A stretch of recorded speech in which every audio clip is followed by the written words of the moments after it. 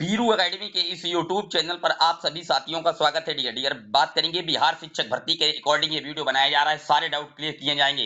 बार बार अभ्यर्थियों को कमेंट आ रहे हैं कि सर आज से काउंसलिंग स्टार्ट कर दी गई, कल ही रिजल्ट निकाला गया, हमारी काउंसलिंग नहीं हो पाएगी, हम क्या करेंगे, इस पर भी बात करेंगे। बात करेंगे वेटिंग लिस्ट में जो लगे अभ्यर्थी हैं उन पर भी बात करेंगे। अपेयरिंग वालों का क्या होगा, जिनका सीटेट क्वालिफाइड नहीं हुआ, इस एग्जाम को क्वालिफाई कर गए हैं, उस पर भी बात करेंगे। बात करेंगे बीएड अभ्यर्थियों ने मामले को सुप्रीम कोर्ट में स्टे के लिए मांग कर रहे हैं, उस पर भी बात करेंगे। लेकिन आगे बढ़ने से पहले जितने लोग चैनल पर पहली बार विजिट करें सब्सक्राइब करके बेल आइकन प्रेस कर लीजिए। डियर, आप जानते हैं कि कहीं ना कहीं बीपीएससी की तरफ से जो रिजल्ट है वो रिलीज कर दिया गया है प्राथमिक लेवल का 1 to 5 का बिहार में। और वहां पर आपने देखा था कि जब रिजल्ट को रिलीज किया गया था तो उन्होंने माननीय सुप्रीम कोर्ट के जजमेंट के अनुरूप रिजल्ट को रिलीज करने की बात की थी। नोटिस में लिखा हुआ है 11 अगस्त 2023 का। और 661 भगवान श्री कृष्ण वाली याचिका का भी उन्होंने उल्लेख किया था। साथ ही साथ नोटिस में यह भी लिख दिया है कि 30 अक्टूबर 2023 को भी एक सुनवाई बिहार शिक्षक भर्ती के अकॉर्डिंग जस्टिस अनिरुद्ध बोस जी की बेंच पर होनी है।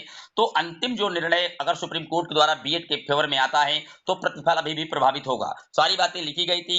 उसके बाद अभ्यर्थियों की जो काउंसलिंग का शेड्यूल है वो जारी कर दिया गया था बिहार शिक्षा विभाग की तरफ से। देखिए, जो रिजल्ट है वो नोटिस रिजल्ट करवाने का जो काम था वो बीपीएससी का था, लेकिन आगे जो काउंसलिंग है, डीबी है, डॉक्यूमेंट वेरिफिकेशन सही, ये सारा काम बिहार सरकार के शिक्षा विभाग के द्वारा करवाया जा रहा है। यहाँ पर आप देख सकते हैं stateBihar.gov.in एजुकेशन बिहार की वेबसाइट आप विजिट करेंगे तो सारी चीजें आपको वहां मिलेगी, ना कि बीपीएससी की ऑफिशियल वेबसाइट पर मिलेंगी।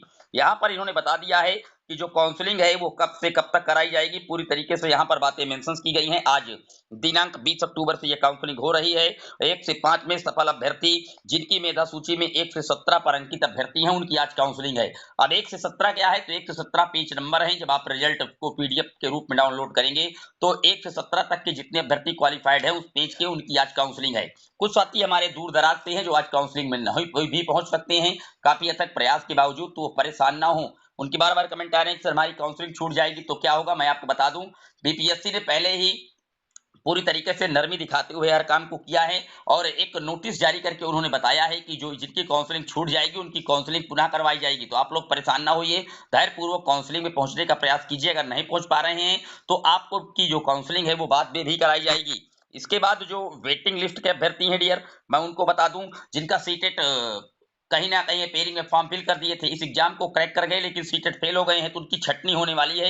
इसी तरीके से पेयरिंग डीलेट की भी छटनी होगी 1 to 5 में। और उसके बाद जो सीटें रिक्त बचेंगी उनका डाटा शिक्षा विभाग की तरफ से लगातार मांगा जा रहा है। आप देख सकते हैं बिहार लोक सेवा आयोग से बची रिक्तियों की जानकारी मांगने जा रहा है शिक्षा विभाग। और उसके बाद कहीं ना कहीं नई भर्ती तो आएगी ही, लेकिन जो इस भर्ती में अभी वेटिंग लिस्ट में हैं उनको भी चांसेस जरूर दिया जाएगा। तो आप लोग धैर्य बनाए रखिएगा। वेटिंग लिस्ट में जो अभ्यर्थी हैं उनको अलग से इसी भर्ती प्रक्रिया में शामिल किया जाएगा जब सीटें बच जाएंगी। और उसके बाद अगर ज्यादा सीटें रिक्त रह जाती हैं तो पुनः एक बड़ी भर्ती का जो विज्ञापन है वो नवंबर में निकालने की जो तैयारी है वो बिहार में पुनः देखी जा रही है। डियर, आप देख सकते हैं आपकी स्क्रीन पर लगी हुई भी है।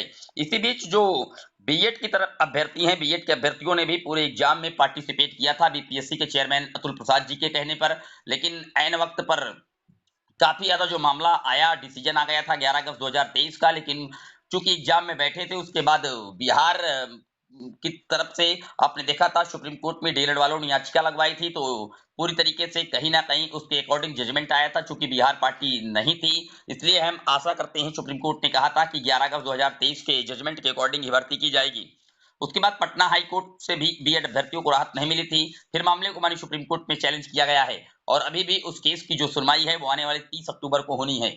इसको लेकर के बीएड की तरफ से एक नई याचिका माननीय सुप्रीम कोर्ट में दायर की गई है और इस याचिका दीपांकर गौरव वाली याचिका के साथ ही टैग की गई है।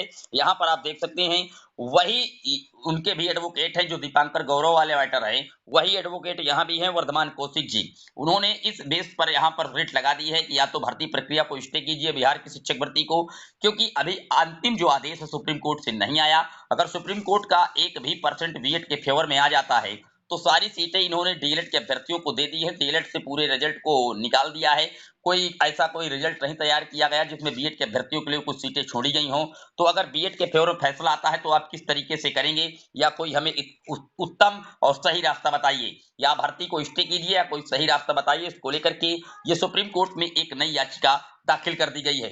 फिलहाल आने वाली 2 नवंबर को बिहार में ज्वाइनिंग लेटर देने की भी बात तो वहां के जो मुख्यमंत्री है नीतीश कुमार जी के द्वारा गांधी मैदान में की जा रही है।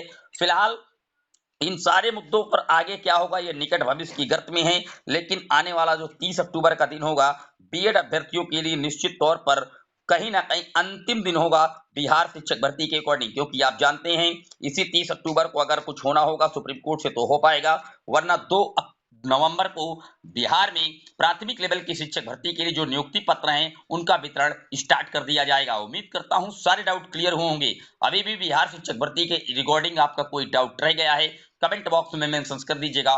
फिर मिलेंगे, तब तक के लिए जय हिंद जय भारत।